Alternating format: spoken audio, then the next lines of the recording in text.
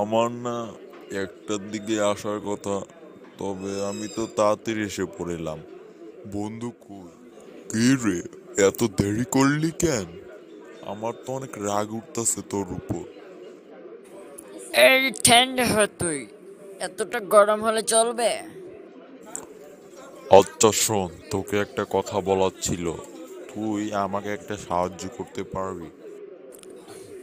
আরে, কি সাহায্য? তুই আমাকে বল সব কথা। আটকে আটকে বলছিস কেন? আমার না একটা জব করার ইচ্ছা ছিল, তো আমি কোনো অফিস খুঁজে পাচ্ছি না। তো তুই একটু সাহায্য কর আমাকে এই ব্যাপারে। আচ্ছা, আমি একটা অফিস চিনি, আমার পরিচিত একটা বড় ভাইয়ের ক্লোজ। তো আমি তোকে এখানে কালকে নিয়ে যাবো নে। থ্যাংক ইউ বন্ধু। এই জবটা পেলে আমার একটু কষ্টটা দূর হবে, না হলে বেকার বসে থেকে কোনো লাভ নেই।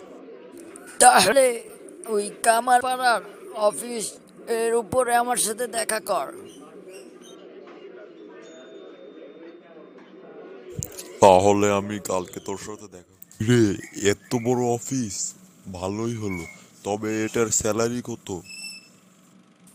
এটা স্যালারি 1 লক্ষ টাকা।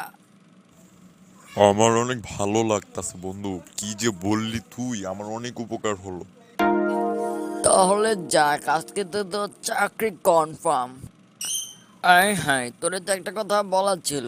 অফিসের বস তো আমি। কি বলিস? যাক, আমার জন্য একটু ভালোই হলো। তো কবে করলি এই অফিস? কি রে ভাই, তুই কি এগুলা জানোসই না? আমি সবাইকে মিষ্টি খাওয়াইলাম। তাহলে তুই আমাকে বললি না কেন এবং খাওয়াইলি না কেন? যা, তোর অফিস আর চাকরি করবো না। কি বলিস? আমি তোমরা হার্ট অ্যাটাক করলাম হইলে। তুই আমাকে মিষ্টি খাওয়াইলি না, এত বড় অপমান করলি আমাকে।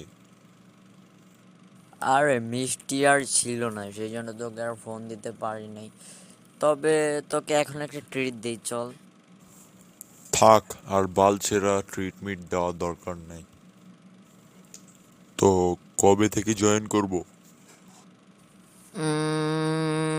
তাহলে তুই কালকে থেকে চলে আসিস।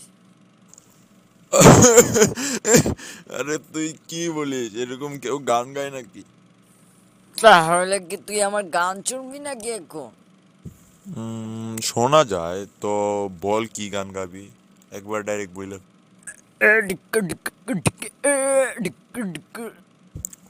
So sweet bro, so sweet. Thank you bro. আর তুই একটা শোনা তো। বন্ধু যখন বললো এই আমার বাড়ির সামনে দিয়া, বমলু তখন বললো এই আমার বাড়ির সামনে দিয়া ফেটটা যায়, আমার বুকটা ফেটটা যায়। আচ্ছা, অনেক সুন্দর হয়েছে। তো বাই বাই গাইস, বন্ধু। আমাদের ভিডিওটা কেমন হয়েছে গাইস, কমেন্ট করেন আর শেয়ার করে দেন গাইস, লাইক সাবস্ক্রাইব করেন। আর কোন পার্টটা সবচেয়ে ভালো লাগছে সেটা কমেন্ট করেন।